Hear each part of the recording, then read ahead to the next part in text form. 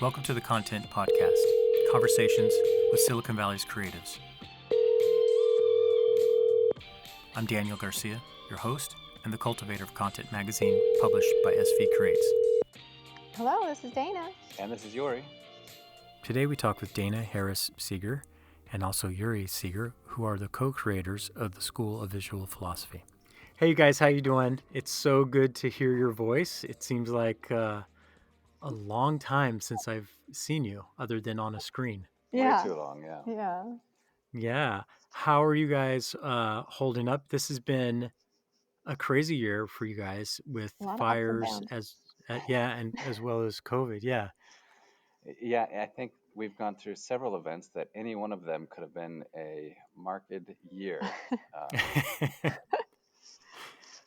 But Yeah. we're holding in. We're still here. Family's still good. Business is still alive.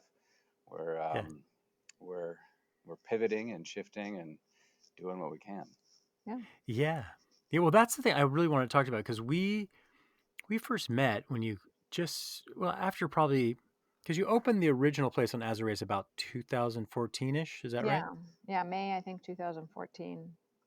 Yeah. Yeah. And then we did a story, it must have been 2015. Yeah. I think. Yeah, because Lila was like 6 months old or Yeah. something. Yeah. And now you've expanded in so many different ways. Yeah. So,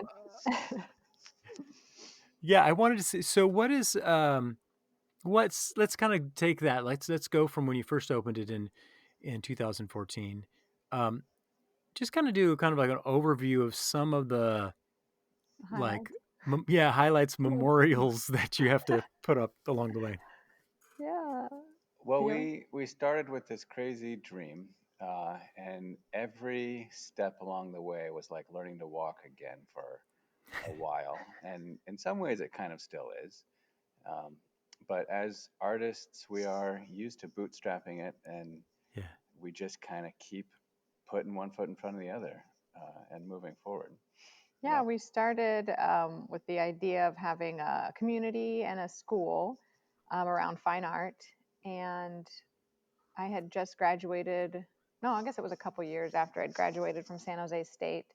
Yori was working at West Valley College, and we decided it would be a good idea to kind of throw this idea out there. And then some people from the community wanted to back us, wanted studios. And so they said, well, wherever you guys find a building, we'll go with you. Yeah. So, and that's kind of been the same ever since. Like we opened, and then we I think got a grant from the Knight Foundation to bring some teachers over. So we brought, I think, Jason Arkles from Florence, Italy, which was a big deal, and that kind of was a and the Japanese woodcutter, what was his name? Yes, Motoharu Osaka. Yeah, he came from Japan.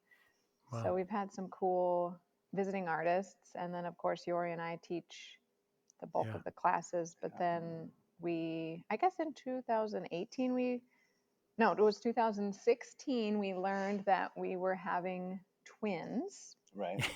And then we also learned that our 3-year lease was going to end, and they were going to sell our building. Which we found out from under us. Yeah. The landlord came in and said, "I'd like to meet your new landlord," and walked away. And we went, "Oh, okay." Okay. So of course they demolished that building, and it's now an empty lot. Right. Yeah. And then, so then when the day the twins were born, I quit my job at West Valley and made this the full-time thing. Wow. And what year was that? That was 2017. 2017. Yeah. So when you think, I was thinking about it, is that I was like 2014, and this is 2020. It's 6 years since launching this. Yeah.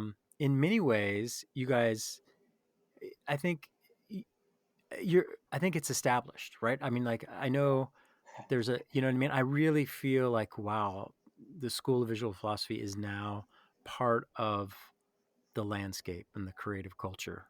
Wouldn't you say? In fact, I laugh a little bit because we were just talking about how right before COVID hit at the beginning of February last year, Dan and I looked at each other and we thought, you know what? We've we can kind of take a breath. We don't have to sprint right now.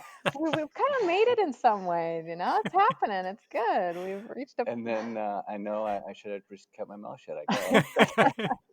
It's your fault. It's your fault. So yeah, just letting everybody know. Sorry about that. Yeah.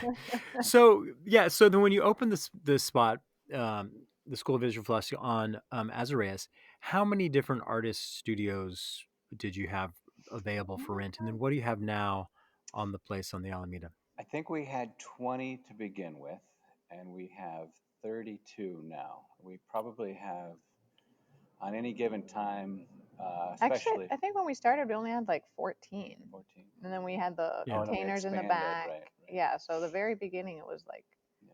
14 studios, and now we're up to. Yeah, at any given time, I think we've had about 40 um, studio artists. Yeah. Give or Moving, take. yeah. Yeah. Yeah, that's awesome. And now I kind of would like to see from you guys, so some of our listeners might not know you that well, but if you could do a rundown of each of your skill set. I mean, it's amazing what you guys can do and have done. So, Yeah, okay. who wants to go first? You're up, Dana. You're the Me? artist laureate Okay. after all. Yeah. Dana Harris Seeger, artist laureate, number one. I I'm am plugging a. that, by the way. Oh, thank you. Yeah, Yes. thank you. I started out as a painter. I've always loved drawing and painting, and I, of course, got my art degree or 2 art degrees, bachelor's and master's, and then fell in love with printmaking. So I do lithography is one of my main loves, and I try to incorporate that, and screen printing, linoleum block printing, and any kind of relief, letterpress. I've added laser woodcut to my relief Oh printing yeah, repertoire as well, yeah. and etching. And then I'm also working on a series for my upcoming Triton Museum show in Oh, cool. 2022. And I've started using or getting back into painting with encaustic, which is the Oh hot yeah, wax, beeswax. yeah. And then also, I figure living in Silicon Valley, I can't not use technology. So I discovered, thanks to a birthday present from Yori, Bare conductive ink, and it Okay. has an electrical component so that you can use it as a conductor. And so I've been screen printing with that and experimenting with interactivity within my pieces, both with light and projections. And Yeah, so I'm going to be using that also because I can't stop doing. yeah, yeah. That's awesome. Yeah, but I'm mostly working 2D and then starting to do interactive stuff. So Incredible. Yori's the 3D person. Oh, and I'm a mother and a business owner, and An entrepreneur and a teacher, and Yeah. and now I'm learning to be a videographer right. and Oh, cool. because of COVID, we've had to not only teach classes on Zoom, but also do video classes. So just Yeah, trying to figure that all out. Which are really exciting. yeah. We're actually just now launching our first interactive video classes, Oh, uh, sweet. which are pretty fun. Well, Yeah. let's get back to that for a second. So, I'm going to put a note on that interactive video. So, boom, little star on it. But Yuri, why don't you go down the amazing list of skills and talents that you have as well?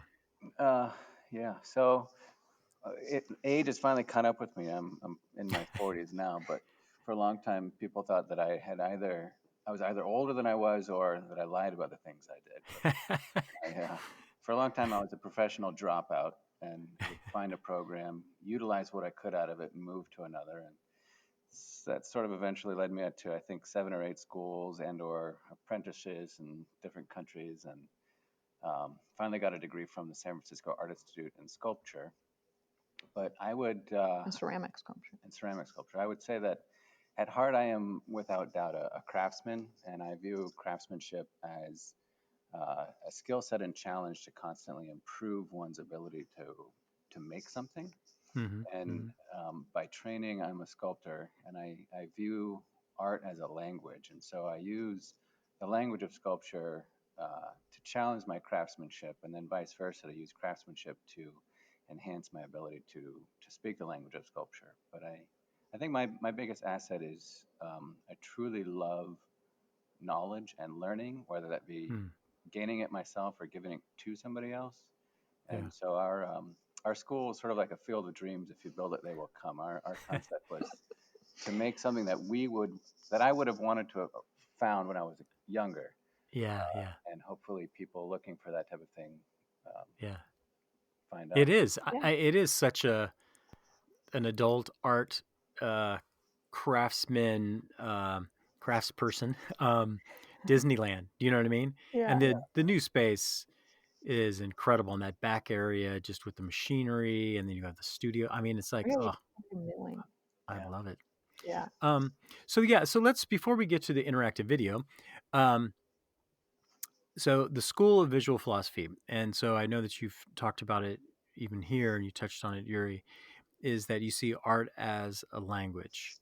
Why don't you explain a little bit of what you mean by that, and what the kind of like the goal of the School of Visual Philosophy is? Yeah. Uh, Before we started, Dana and I would go on a date and we'd have a beer and we'd inevitably start talking about, winning the lottery and starting the school and changing the way that art education is practiced and delivered in our current time and place. And of course, we never won the lottery, but we bootstrapped it and did one thing at a time and uh, got to where we are now. But the I don't personally think that art necessarily belongs in galleries and on pedestals and in frames. There is absolutely time and place for that and Mm-hmm. preservation and admiration of it, and I totally respect those institutions. Mm-hmm. But as an everyday practice, I think art is extremely valuable as probably one of the most universal languages in communication and really describing what's happening in time and place.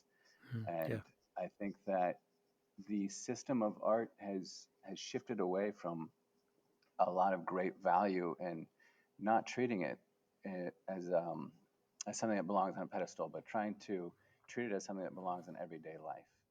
And I simply equate it to the idea that you might sit next to somebody and have a conversation that changes your life, and that's amazing. And that's some art pieces will do that. Well, you'll see them and they change culture and they change individuals. And Yeah. sometimes you have a conversation or you see a piece of art that it's interesting, but you forget about it tomorrow. And then of course there are those that you kind of the person doesn't get the hint that you're walking away and they keep following you and talking to you. And some art pieces are that way too.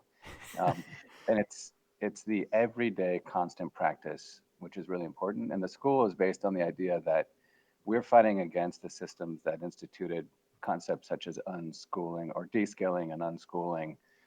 We really do think that we should hone our skill sets and ability to communicate through the languages of art. So that Mm-hmm. way, when we practice, we really have the ability to reach an audience and deliver the concepts that are important and that we're trying to do. But Yeah. But Totally. yeah, it's a to good thing add this is to a that, tandem because we Yeah. fight. Yeah. If we go to a museum together, it's the only time we fight. yeah, That's awesome. that's another story. Yeah. But I would like to add that um, in addition to the idea of building a school, it's not that we want to kind of um, keep going with the institutionalization or the Mm-hmm. quote unquote schooling of art, Yeah. but recognize that everybody has a different way of learning, and our goal was to recognize that and to teach and school in a way that is holistic. And so part of, this is, I guess, a Yeah. good lead in into the interactivity is that there's a need for institutions to recognize that, the structure has to be flexible and there has to be individual attention. And so what we're, I guess, trying to figure out with the technology that we have is how to do that. And we Yeah. think that art is like the best way and vehicle for that. So it's a language, but it's also a set of skills and it's a way that you can learn other things. It's a vehicle that you can learn other things through, a lens you can look through at the Yeah. world. Yeah, we did a Yeah. lot of studying too of pedagogy versus andragogy, and Yeah. we, as a society, have adopted pedagogy, and we kind of disagree. We think that even when teaching children, we should be teaching Yeah. them as if they're adults. adults and expect them to have these concepts. I mean, having kids has taught us a lot, Yeah, just the way that definitely. they learn. Right. It's amazing. Yeah. So Well, was it? I mean, some of the thing too. It seems like when we talked about before, it's like you were kind of promoting the idea of more of an apprenticeship, right? Where you're Hmm. with somebody and you're developing a craft, and it's more than just read a book, go do this, but it's passing on a whole Experience. experience and lifestyle and traditions. And yeah, is that kind of, I mean, that's some of the Exactly. thinking, right? Yeah. yeah, absolutely. And I think there's been, it's not just us, there's been a large shift back towards an atelier style Yeah. education. Hmm. And for those who don't know, atelier is simply a French term meaning working studio, essentially. Yeah.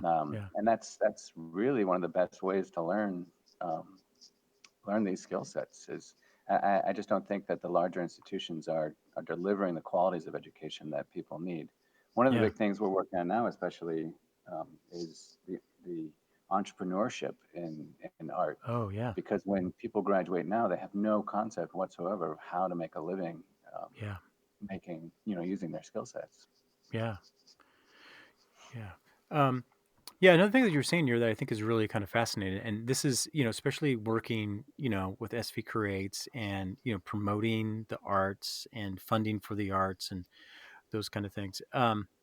I'm always also feel this little tension of the difference of like, why do why do we expect that we have to fund these things when people are, living in their living rooms, playing the guitar, they're in their basements, creating work, right?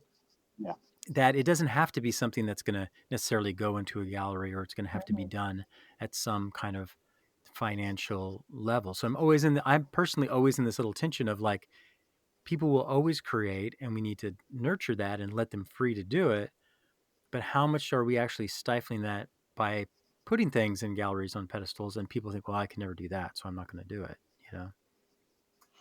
yeah. I mean, I don't know if I'm going to answer this, but it really just goes back to the idea that it's a language, Yeah. and if we educate people on how to use this language correctly, or to use it well, then it becomes stronger and better. And Yeah. some of us will choose to use it as an occupation, and some of us will choose to use it in our daily lives to get by, and Yeah. express ourselves. Yeah, I think one of the points of tension or just the difficulties in trying to think of art as, a hobby, as a, Yeah. sort of luxury or leisure activity, but then also like as a profession, is that it is something that people need to do. Like Yeah. if you have that need, then you have to do it and you will do it no Yeah. matter what Yeah. happens. Like Yeah. if I get so fussy when I don't and I'm not creative, and I find that I'm just like a different kind of person. And then if I can just do a little bit of something creative, Yeah. even if it's just knitting, then I'm in a different frame of mind. And it's hard because, again, how do you fund somebody's quote unquote like need or hobby? But then there's also the skill developing and the Yeah. idea that there is, um, a way of honing your skills. People I often run into, when I draw something or they look at my work and they say, wow, you're really good. And I said, well, I did go to school for about 8 years. I hope I am doing something right. Yeah. There is a sense that if you take it up as a profession, that there's a responsibility that you're not only practicing, that you're working and you're, rehoning and relearning, continually learning, but Yeah. that And you're and also get rewarded for that right. Yeah. expertise and skill as well. So Yeah, Yeah. I Compensated. think too, we're actually really careful about it because we have students who need an outlet and want to do something creative, and we are mhm. very careful to meet each student on the level that they are looking for. So some of them are shifting into professional careers. Some of Yeah. them have been in professional careers and want to perfect their skill sets. And some want to paint on an afternoon and have Yeah. a release. And all of these things are equally important. And Yeah. we're very careful with our students that they're able to use that language how they need to. Yeah. Well, that's a good thing. I mean, especially call it a language. And I've noticed that you guys are doing something kind of around dialects, Mhm. and that just goes to show that there's so many different nuances, and even in the way that you're going to use your craftsmanship and your Mhm. art. It could be professional, it could just be therapeutic, it could just Mhm. be for joy, or it could be developing, a career or something like that. Mhm. Um, so now tell me about, COVID has, you guys have definitely changed, and I know that you guys are a part of also the San Jose Arts Advocacy Yeah. Advocate group. Mhm. And then in part of that, which Yuri, thank you for the article, by the way. I should. Yeah, yeah. um, He's also a writer. You can add that to his repertoire. yeah, that's right. Yeah, and great illustrations too, Dana. Those are really fun. The blender and but now, so you guys have kind of moved in. I think being involved in the community, having artists that you kind of are caring for in the sense that Mhm. they're in your Nice space, way and to yet be. then now you're educating and you're mentoring them.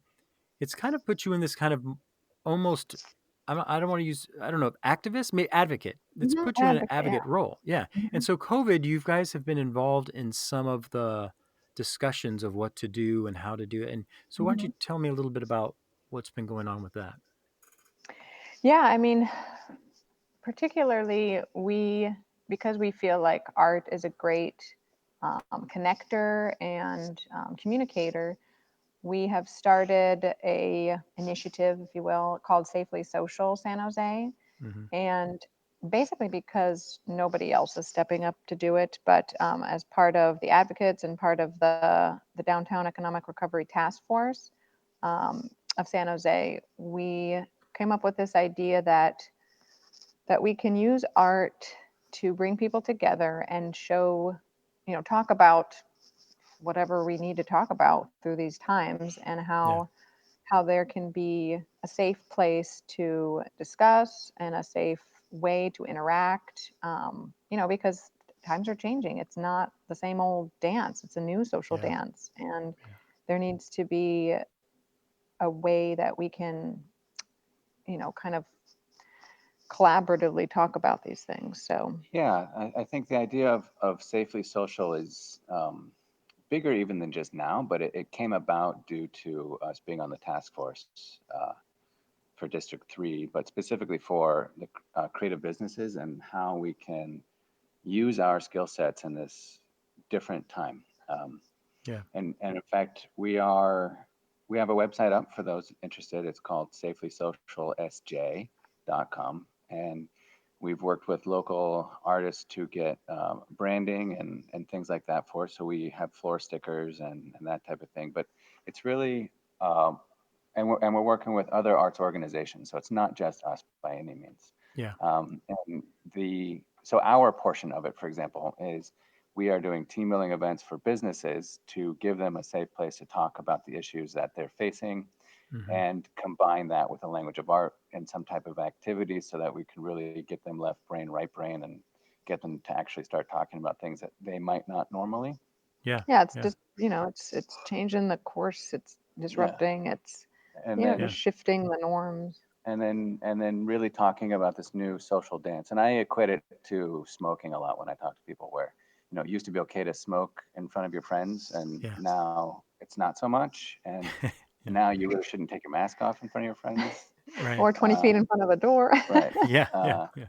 but Safely Social is definitely a grassroots campaign, and a bunch of other arts organizations are figuring out how they can use it to really help our city just rebuild, and Yeah. rebuild properly, and rebuild with education, and rebuild with um, caring for each other, and understanding that we don't know everybody's histories and backgrounds, but we can all creatively work together.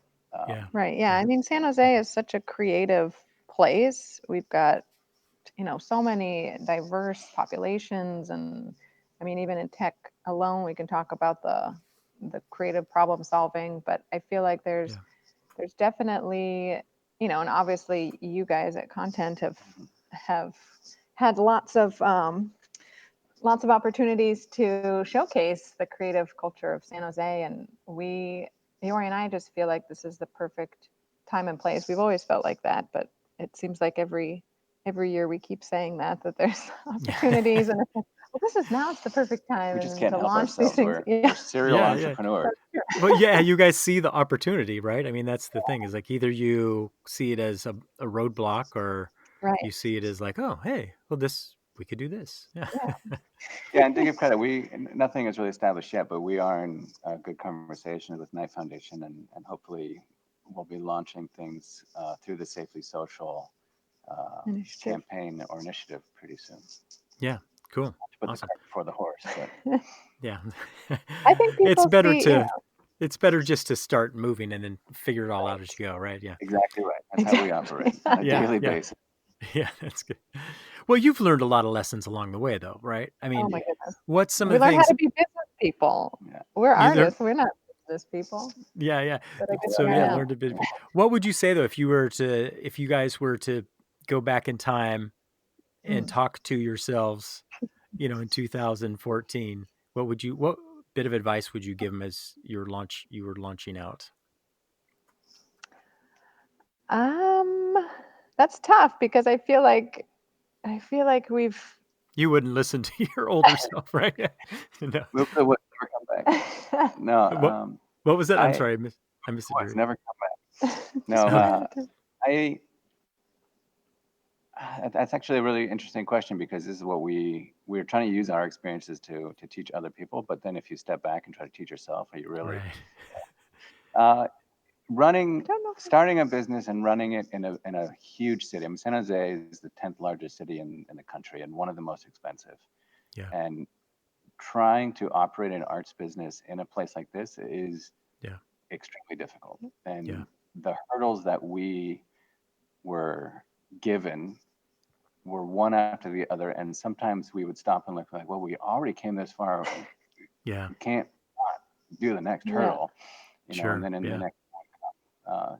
And so, advice I would just say, balance is the most important thing. Yeah, there were too many nights and too many days where I worked so much that I didn't, my kids would be asleep when I left and they'd be asleep when I came home, or then Dana would switch and we became sort of ships passing in the night where we'd say hi and bye to each other. And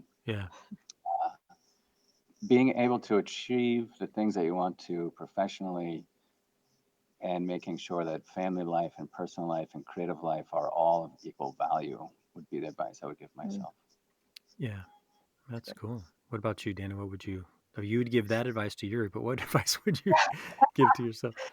To myself, I guess I would say if I had to maybe,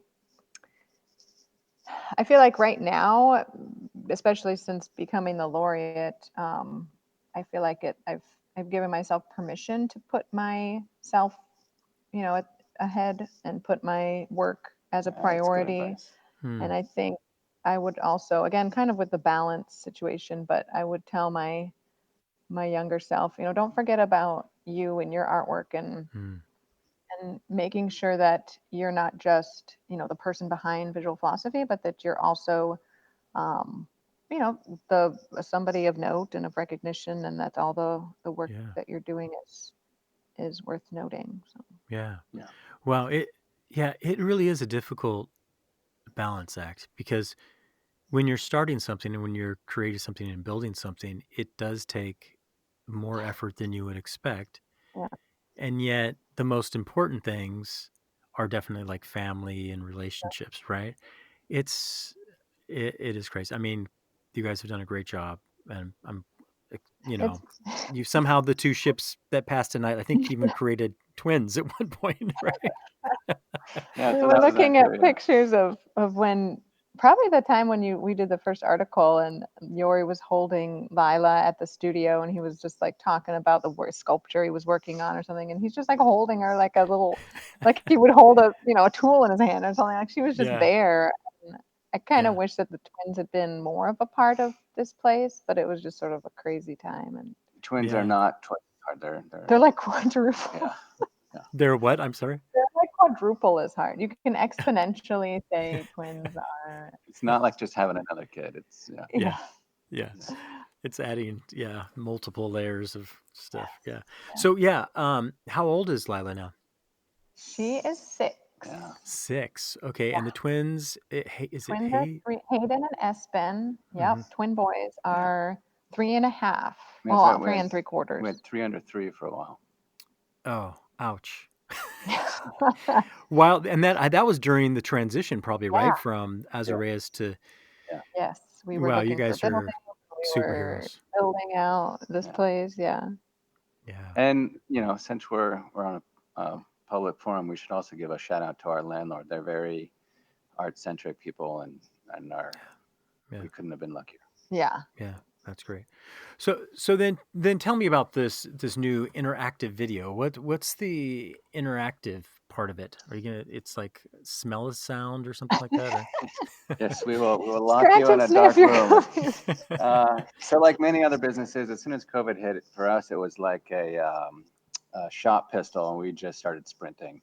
Yeah. But it also, uh, I almost had to Give us say an opportunity, opportunity. but it really did give us the opportunity to invest time into things that we had been thinking about for a long time, Yeah. but hadn't stopped and actually started to create. So essentially, we have done a lot of work with trying to get education online, and we've found a lot of other, I don't want to say competition, but other places that are doing it. Yeah. And we feel like we have put a marriage together of the things that are important where we utilize videography. So we're trying to tell a story. We're trying to use the videos as an art form itself.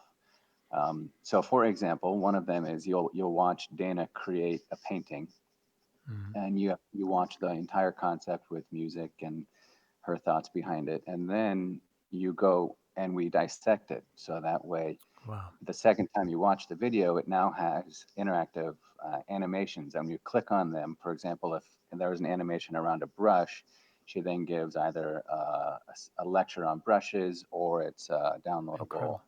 something. And as it goes through, there's a bunch of things that you can click on, so they're subdivided into deeper and deeper learning opportunities. And Wow. we're So trying like to. different portals of learning Mhm. throughout. Choose your own Yeah. path of. Yeah. Right. Without disrupting the main kind of story. So and you can go back and you can and watch or do it in a different sequence. So it's really up to the user, I guess, or the student to determine when and how they want to learn. It's not like a Yeah. linear structure that is laid out for you. Awesome. Yeah, and in this process, we have had to teach ourselves 11 different programs to get from point A to point Z. Sure. Uh, Well, it's because if you're it's doing that, if you're doing something that it's a video and then you're making, are you actually having like on screen different prompts that you could click? Yeah. yes, So yes, we made Oh, drawn animations that overlay on the video, and then using a program called MindStamp, which is an interactive platform, you yeah. can create hotspots and Yeah. right, audio overlays and things that. right. And This again, is I lovely. actually want to give another shout out. So we got some seed money from the Knight Foundation Connect. Yeah. to work on this project, and That's great. and It's so that class. I love it. I could just see you. You're in your flannel shirt with your goggles on that you use for welding, so you don't go blind. Yeah, Sitting at the computer coding. You know. pretty much. I got to be honest. I have more back problems now doing computer work than I ever do smithing and sculpting. And That sounds really cool. Now, and this will be part of like a membership, right? So I would join to be a membership, or I would take this class, or how's that working? Yeah, How we're was? using another program called Teachable that we link to our webpage. So you can go to the courses page on our website, and you can become part of the online atelier. So we're building out these videos to be a part of a larger program. So whether it's a printmaking program or the sculpture or the blacksmithing program, Yeah, these will be sort of like the courses that you can take in this series, in the different series. yeah, So there is a structure, and there is each course builds on it, on the other, on the previous, so that you are sort of completing a program. But it's the way that people naturally kind of learn and interact, and I think that's one of the main reasons why we wanted to start the school in the first place. So it's super exciting to us. yeah, in fact, yeah. we touched on the andragogy of it before, and we're trying to use that with these interactive videos so that we tackle more than one type of learning for people. Yeah, that's incredible. Yeah, and so then what's some of the first rollouts that you're gonna have? My first rollout is a timber frame slick. It's a socket eye chisel that I blacksmith, and I've named it after my son Hayden, and then used it to actually build a shop at home in Okay. timber framing. Um, and it So we use bladesmithing and bladesmithing, yeah, talk about forge building, right. and there's Wow. anvil. I mean, there's like history presentations and Oh, okay. So timber building, is it that just making a box? Is that what that means? It's building a structure timber without frame, like timber a frame, house type of right? thing, Okay. Like a like a bigger house. building. Okay. I built a wood shop, and it's using joinery instead of nails and Oh, fasteners. So yeah. it's all just rough joinery, no glue, no, you know. Yeah. Cool. And That's awesome. my first series is screen printing. So I'm starting with Yeah. the basics and then going into these different, aspects and avenues, and hopefully it'll transition into like a certification program that people can complete, and then they'll be stamped with our SVP approval. Right.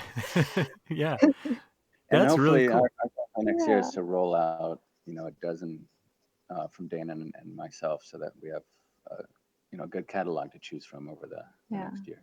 Yeah. That's incredible. So then, okay, so COVID's happened. So all the people in your studios, how are the artists doing that have been in your space? It's How a are they all hard doing? Yeah, time. it's a broad mix. We've always had Yeah. kind of an eclectic mix of people, but yeah, it's hitting us. We have anybody who's asked for it, we have forgiven their rent, just because.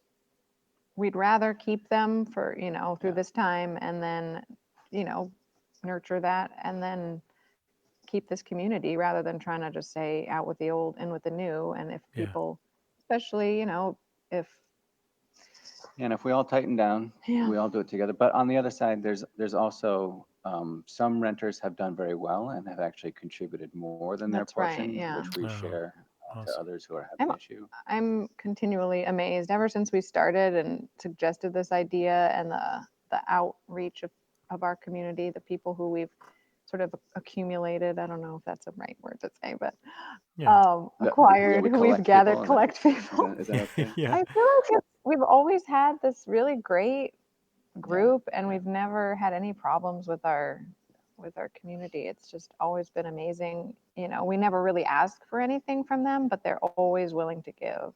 Yeah. That's Oh, awesome. and so we started there were so many people that were unable to. In fact, a lot of people came to us and said, "I've got to leave my studio," and Yeah. we kept saying, "Don't." So we started a GoFundMe campaign, which is actually still Right. active, and we raised a lot of funds that went directly into subsidizing people's rent who needed Yeah. it. Awesome. Um, Awesome. and then we did a work study program where if somebody couldn't pay their rent, we just asked them to sweep the floors because nobody's in here anyways. Yeah. Yeah. Yeah. But just together we do it, basically. Yeah. That's cool. That's awesome just to see how people come together, and thank you guys for Mhm. not trying to.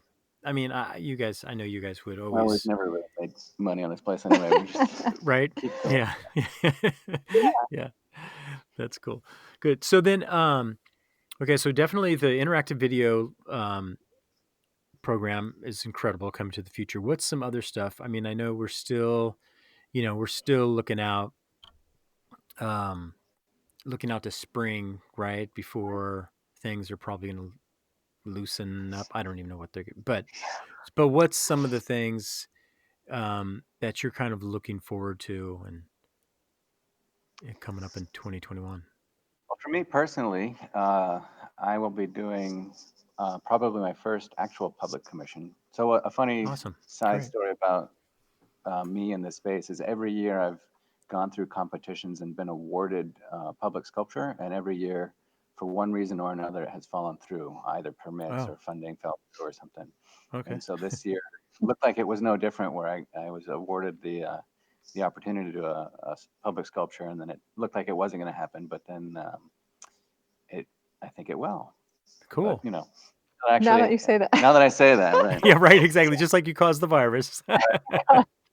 Try to learn to not say anything. So Yeah. I'm looking forward to that. And Can you say who's that with and where it's going to be and everything, or is it it's supposed to wind up at San Jose State, but okay? I should probably not give out more Sure. at the Detail. moment. It is Silicon Valley where we can't Right, say right. anything until it's after it's done. Until after Yeah, it's that's cool. presented. Congratulations. That's fun. And when is that? Roughly supposed to start and conclude? And Well, theoretically, there's a check in the mail, and as soon as it arrives, then the contracts will be signed, and I will begin. So it could be tomorrow, and it might not ever Hopefully by happen. the end of 2021. Yeah. So once it starts, the sculpture should be in place. Yeah, by the end of 2021. So in about a year or year and a half. cool, awesome, congratulations. That's great. Yeah. Yeah, Thanks. and then to toot my horn, in 2022, which I've already kind of mentioned, but the Triton Yeah. Museum offered me a solo show that I'm super excited about. Get to Yeah. test out my interactive, immersive experience. Yeah. And for the school, you mentioned before, we're starting a program called Dialects of Art, which we're Yeah. looking into how different cultures use the art of language. And we're excited to bring in The people. language of art. The language of art, yeah, sorry. Yeah. Bring in different people and explore those ideas. And when we can get people back in, we're really excited to have in-person classes Yeah, eventually. it was funny because like we mentioned before, we were patting ourselves on the back that we'd Yeah. gotten so Our to a classes were, place, yeah. and we had, I think, 3 or 4 artists lined up for Yeah. guest.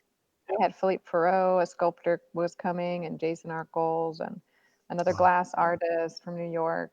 Yeah, a lot And of then our that all classes kind of, were filling up, months in advance. And Yeah. we were, so we're looking forward to that happening. Yeah. It'll come back. It'll happen again. And then the thing is, it'll come back, and then in addition to that, you're going to be have online. you're going to have a larger, I don't want to Yeah. say audience, let's not say that, but a greater impact for the arts community because of that. So Well, that Yeah. has even just doing some classes on Zoom, which was our first initial response. We've gotten students from England England, and Argentina, wow. France. Yeah. pretty neat.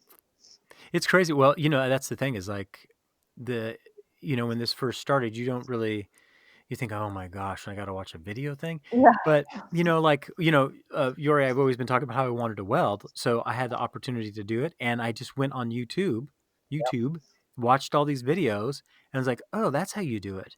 And then I just went for it and it was like, oh, so the video, and I've done that with plumbing. I've done that with woodwork. I've done it, so, It's an um, interesting time.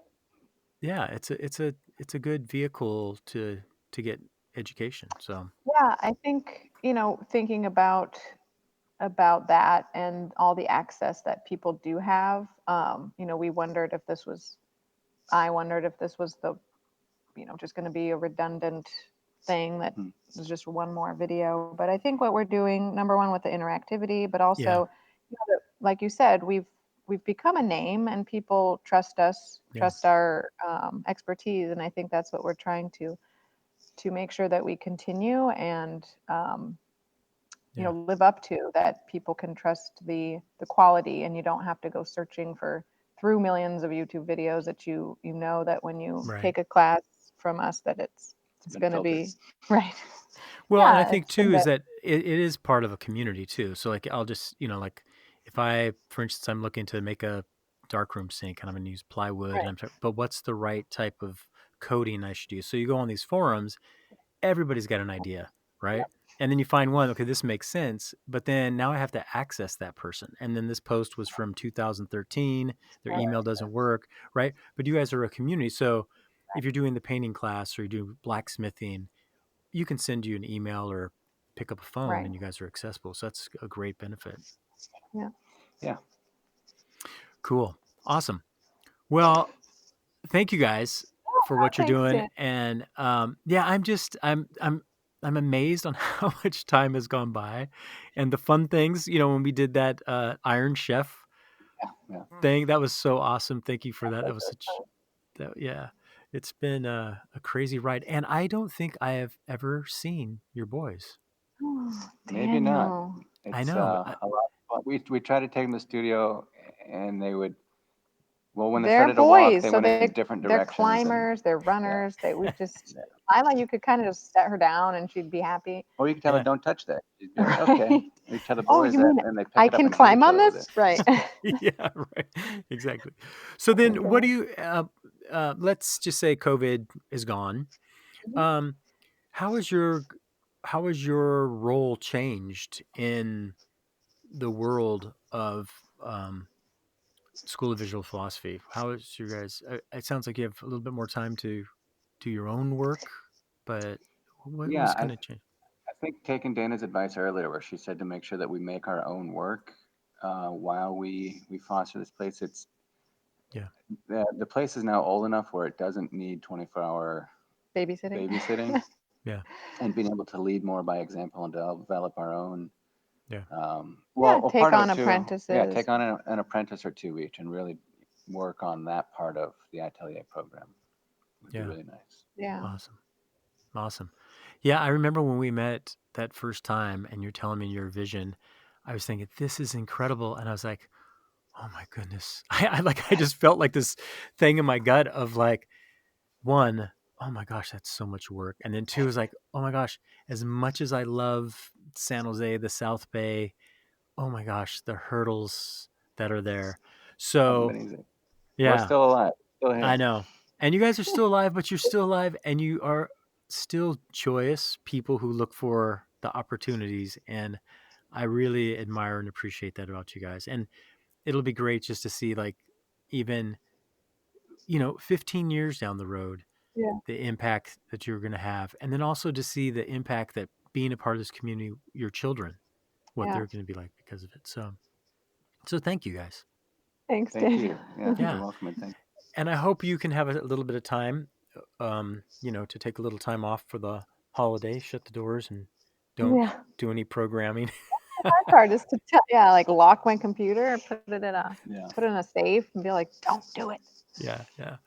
So yeah, actually, this won't go up until after the first of the year, but I do hope that you have a great holiday and that you guys can find some time to enjoy some of that balance in your family.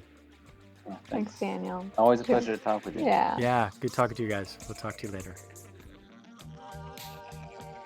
To find out more about the School of Visual Philosophy, their courses, and also how to support them, you can go to their website, schoolofvisualphilosophy.com, and follow them on Instagram at schoolofvp. Thank you for listening to the Content Magazine podcast. Follow us on social media at Content Mag. Visit our website to become a member and help us to continue to tell the stories of the local creatives. This episode's music is Time Alone by Mild Monk. Follow him on Spotify and also on his Instagram at Mild Monk Music.